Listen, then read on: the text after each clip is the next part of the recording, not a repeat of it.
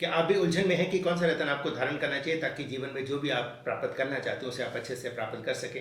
ऐसा नहीं कि रत्न धारण करने में आप जीवन में सब कुछ पा सकते हैं, आपको उसके संदर्भ में कर्म भी करना पड़ेगा। पर रत्न क्या करते हैं, उसकी एक अपना एनर्जी फीड होता है। अगर उसे विधिवत धारण किया जा सके तो हमारे शरीर में वो नई ऊर्जा का संचार करता है और हमें काम करने में, नए काम करने में जोश मिलता है, प्रेरणा मिलती है और हम अपने लक्ष्य को अच्छे से हासिल करने में हमें जो है वो आप कह सकते हो कि वो समर्थ्यवान बनाता है। अपने 12 वीडियो की श्रृंखला में मैं आज दूसरा वीडियो लेकर आया हूँ और आज का लगन है ब्रश। नमस्कार, मैं राजेश्वर सिंह बटियाल आपका अपने YouTube channel astro by Rajeshwar पर स्वागत करता हूँ। तो पहले बात करते हैं वृष लगन के लग्नेश शुक्र की। शुक्र के साथ साथ आप जो है इसमें बुध और शनि, चूंकि बुध जो है वो 5वें हाउस के लॉर्ड हैं और शनि 9वें घर के स्वामी हैं, इनके रत्न भी धारण कर सकते हैं। तो आइए बात करते हैं पहले शुक्र की कि आपका प्लेसमेंट शुक्र का कहाँ पर है। उसके अकॉर्डिंग हम बात करते हैं कि इसे धारण करना है या नहीं धारण करना। शुक्र पहले घर में लग्नेश, जैसे कि मैंने पहले का कुंडली के करता धरता है पहनेंगे, यकीनन लगभग हर संदर्भ में आपको इसमें जो है वो लाभ मिलेगा। आप इसका जो रत्न है, 3 रत्न इसके हो सकते हैं। अगर आपका सामर्थ्य बहुत अच्छा है तो आप सॉलिटेयर पहन सकते हैं, अगर थोड़ा कम है तो ओपल या फायर ओपल, सूर्य के साथ अगर शुक्र होते हैं तो फायर ओपल पहनते हैं, अदरवाइज आपको ओपल पहनना है। अगर उससे भी कम सामर्थ्य है तो आप इसका उपरतन जो है वो जरकन धारण कर सकते हैं। शुक्र अगर दूसरे घर में है, यहाँ बिल्कुल लग्नेश का धन भाव में होना बहुत अच्छा है, आप इसको बिल्कुल धारण कर सकते हैं। आपकी वाणी को भी ये सॉफ्ट करता है, अच्छी कम्युनिकेशन स्किल बढ़ाता है।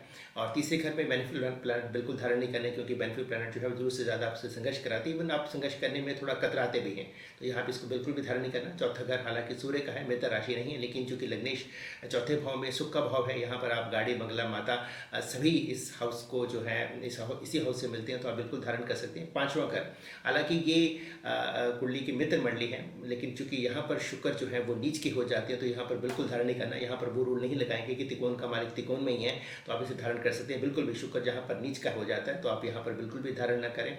उसके बाद आप बात करते हैं छठे घर की। छठे, 8वें, 12वें घर में शुक्र अगर कंबर्स होते हैं सूर्य की युति में, तभी उसी सूरत में धारण करना है। स्पेशल कंडीशन में वही आप धारण करें, अदरवाइज आप उसे धारण ना करें। 7वें घर में शुक्र को बिल्कुल धारण कर सकते हैं, क्योंकि वो लगन को देख रहे हैं तो पर्सनैलिटी को अच्छा बनाते हैं। लेकिन अगर आपके दाम्पत्य जीवन में किसी तरह का ट्रस्ट इशू चल रहा है तो यहाँ पर आप रत्न को अवॉइड करें।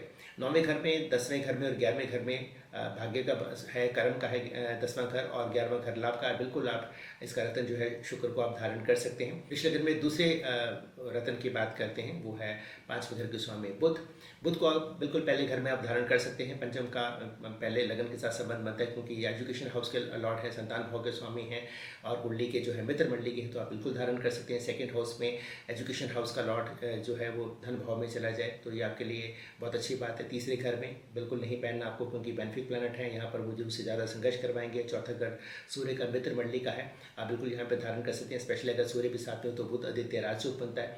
5वां घर, 5वें घर में हालांकि बुध एक्सॉल्टेड होते हैं, लेकिन आप यहाँ पर देखें कि अगर बुध अकेले हैं तो थोड़ा पंडित से कंसल्ट करके ही इसे धारण करें, क्योंकि व्यक्ति जो है वो बुध कैसा प्लैनेट है, अगर एक्सॉल्टेड हो तो वहाँ थोड़ा सा उससे बचना भी होता है, क्योंकि ऐसे व्यक्ति जो है जब अच्छा करते हैं तो बहुत ही अच्छा करते हैं, लेकिन अगर खराब करें तो फिर ऐसा ब्लंडर करते हैं कि शायद जीवन की धारा ही उनकी बदल जाए। तो यहाँ पर आपको बुध का रत्न जो है, पन्ना जो है वो सोच समझ कर धारण करना है।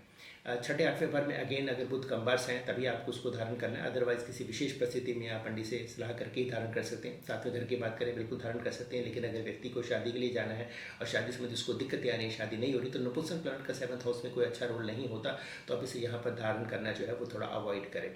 9वें घर की बात करें और 10वें घर की बात करें, कर्म का भाव है, भाग्य का भाव है, 9वां भाग्य का भाव, 10वां कर्म का भाव, बिल्कुल आप धारण कर सकते हैं।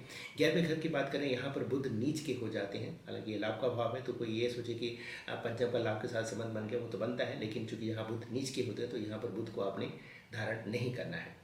तीसरे रत्न की बात करते हैं। तीसरा रत्न हमारा शनि है। शनि कुंडली के त्रिकोण के मालिक भी हैं और केंद्र के मालिक भी। अगर आप देखें तो 10वें घर में के भी मालिक हैं, वो केंद्र हो गया, और 9th हाउस का त्रिकोण है, तो ये कुंडली के योग कारक प्लैनेट है। आप फर्स्ट हाउस में इसे धारण कर सकते हैं, कोई दिक्कत वाली बात ही। लेकिन अगर किसी को शादी संबंधी दिक्कतें आ रही हैं, ठीक है, या दाम्पत्य जीवन में उसको कोई दिक्कत आ रही है, तो यहाँ पर शनि का रत्न जो नीलम है वो आप थोड़ा सोच कर धारण करें। सेकंड हाउस में आप धारण कर सकते हैं, कोई दिक्कत वाली बात है, लेकिन ये वाणी को थोड़ा सा प्रखर कर देता है, तो अगर किसी के व्यक्ति की वाणी पहले ही खराब है, कुटुंब के साथ उसकी नहीं बनती, तो यहाँ पर भी उसे कुछ समय के लिए जो है किसी पर्पज़ को हासिल करने के लिए जो है वो पहना जा सकता है। तीसरे घर की बात करें, मैलेफिक प्लैनेट है, तीसरे घर में अच्छा रोल प्ले करेंगे, आप बिल्कुल धारण कर सकते हैं। चौथे घर में बिल्कुल धारण कर सकते हैं। 5वें घर में क्योंकि त्रिकोण है तो आप बिल्कुल धारण कर सकते हैं यहाँ पे बुध के साइड में। लेकिन किसी को अगर स्किन का प्रॉब्लम है तो सोच समझ कर आप बिल्कुल धारण करें, स्पेशली अगर बुध भी यहाँ पर साथ में आते हैं तो ज़रा आपको इसको जो है वो सोच कर धारण करना है। त्रिक भाव की बात करें 6, 8, 12 की, तो अगेन अगर यहाँ पर शनि कम्बर्स होते हैं उसी सूरत में आपको धारण करना है। 7वां घर बिल्कुल धारण कर सकते हैं, लेकिन अगर किसी को दाम्पत्य जीवन में इशू आ रहे हैं या शादी नहीं हो रही है, यहाँ पर आप उस समय तक जब तक शादी नहीं हो जाती है, चीज़ें ठीक नहीं हो जाती तब तक, क्योंकि सेपरेटिव प्लैनेट है 7th हाउस में ज़्यादा अच्छा रोल प्ले नहीं करते हैं। लेकिन अगर बिजनेस के संदर्भ में आपको है तो आप बिल्कुल पंडित से कंसल्ट करके आप यहाँ पर 7वें घर में भी शनि का रत्न जो है नीलम धारण कर सकते हैं। 9वें घर की बात करें और 10वें 11वें की बात करें, बिल्कुल आप शनि को यहाँ पर निसंकोच आप धारण कर सकते हैं। चौथे प्लैनेट की बात करें, चौथा प्लैनेट जो है सुख भाव के स्वामी सूर्य, हालांकि वो लग्न शुक्र के ज़्यादा मित्र मंडली के तो नहीं है, लेकिन चूंकि वृष लग्न की कुंडली में चौथे घर के सुख भाव के स्वामी हैं तो आप बिल्कुल इसको फर्स्ट हाउस में धारण कर सकते हैं। पहला, चौथा, 5वां और 9वां इन घरों में आप, और 10वां, इन घरों में आप इसे धारण कर सकते हैं। देखें कि सुख भाव के स्वामी अगर आप फर्स्ट भाव में सूर्य हैं तो आपका कॉन्फिडेंस लेवल बढ़ाते हैं।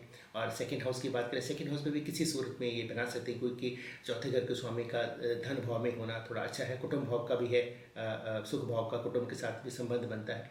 तीसरे घर में सूर्य को थोड़ा अवॉइड करें। अगर कोई राजदूत बनता है, बुध आदित्य वगैरह बनता है, उस सूरत में आप पहना सकते हैं। चौथे घर में सूर्य स्वयं के हैं, स्वयं राशि के बिल्कुल पहन सकते हैं। 5वें घर में और 9वें, 10वें और 11वें में बिल्कुल आप सूर्य को पहन सकते हैं। त्रिक भाव में सूर्य को पहनना आप अवॉइड करें।